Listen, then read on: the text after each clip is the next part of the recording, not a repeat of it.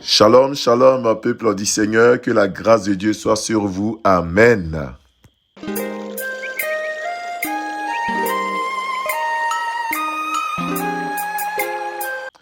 Vous êtes sur la montagne, à notre moment quotidien de prière. Et en ce dernier vendredi du mois de novembre, nous lisons le texte de Psaume, le chapitre 29, le verset 3 à 9. Psaume 29, verset 3 à 9. Étant donné que le texte est très long, nous allons prendre des parties de ce passage que nous allons lire. Mais je vous encourage à lire tout le passage à la maison.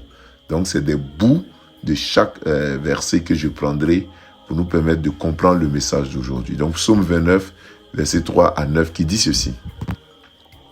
La voix de l'Éternel est sur les eaux.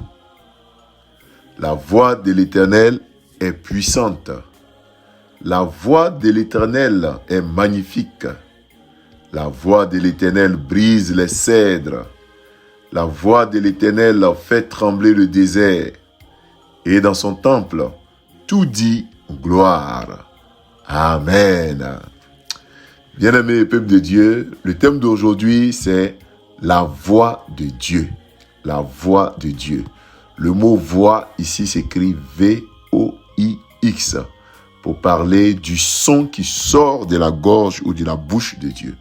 Pour parler donc de la parole qui sort de la bouche de Dieu. Pour parler donc de l'écho que fait retentir, n'est-ce pas, les paroles de Dieu. La voix de Dieu. Le texte de Psaume, le chapitre 29, est parfois appelé le psaume aux 7 voix. Parce que quand nous lisons ce psaume, 7 fois, ce psaume a parlé de la voix de Dieu qui s'exprime à travers l'orage. Donc l'orage, la voix de Dieu s'exprime à travers l'orage, à travers la foudre, jusqu'au mystère de la naissance. Et la voix de Dieu aussi, n'est-ce pas, s'adresse aux hommes à travers la chute même des feuilles. Nous voyons ici donc, mes frères, la puissance de cette voix. Mais cette voix peut aussi être douce, elle peut être subtile. Quand nous lisons le texte de 1 Roi, le chapitre 19, le verset 12, nous voyons que Dieu s'est adressé au prophète Élie pour l'encourager et le diriger à travers une voix douce, une voix subtile. Oui, mon frère, oui, ma soeur, Dieu nous parle. Il nous parle quelquefois avec force, mais il nous parle quelquefois aussi avec douceur. Il a parlé d'une façon tout à fait spéciale pour montrer la valeur que Jésus avait pour lui. Souvenez-vous dans le texte de Luc, chapitre 9, verset 35. La Bible dit, de la nuée vint une voix. Et la voix dit, celui-ci est mon fils bien-aimé, écoutez-le. Ou encore, le texte de Jean, chapitre 12, verset 28, où la Bible dit, il vint alors une voix du ciel, et je l'ai glorifié, et je le glorifierai de nouveau. Ça, ces passages montrent que Dieu, donc, c'est vrai qu'il parle avec force, mais Dieu également est capable de parler avec douceur. Frères et sœurs, la voix de Dieu est puissante pour changer nos vies. Elle est puissante pour briser nos résistances. La voix de Dieu est capable d'être déployée en faveur de ceux qui comptent sur lui. C'est une puissance qui se montre avec tant d'éclat dans la nature. Oui, la voix de Dieu est aussi douce et bienfaisante. La voix de Dieu pour nous peut nous consoler et nous instruire. La voix de Dieu, lorsque, n'est-ce pas, nous comptons sur elle, elle est capable de nous montrer la grandeur de Dieu et de nous démontrer l'amour de Dieu.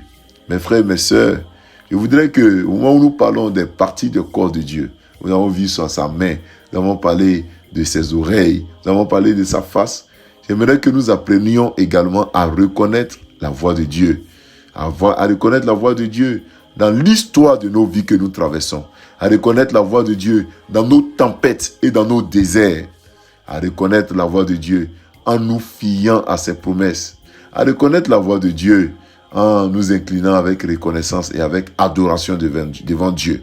Frères et sœurs, nous devons donc nous réjouir d'entendre la voix de Dieu. Et ma prière pour toi est que Dieu te parle et que tu te réjouisses lorsque le Seigneur s'adresserait à toi. Que le Seigneur te parle de la situation que tu vis. Que le Seigneur te donne une réponse concrète de ce que tu vis et que sa voix t'éclaire au nom de Jésus. Amen. Prions Dieu. Éternel, nous te disons merci. Aujourd'hui, tu nous parles de la voix de Dieu.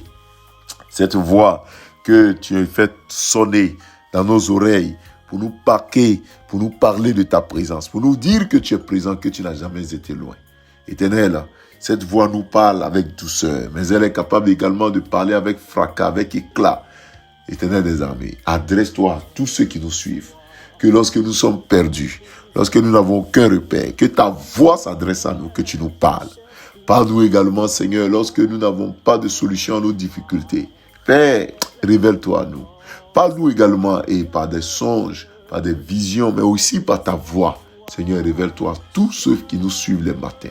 Parle-nous, quand nous sommes perdus, lorsqu'on n'a pas de guide. Aujourd'hui, Seigneur, le monde entier parle de coach, d'influenceur, mais le véritable coach, c'est toi. Et nous voulons entendre ta voix. Seigneur, parle-nous. Nous te confions ce week-end qui est certainement chargé pour la plupart d'entre nous. Bénis notre week-end.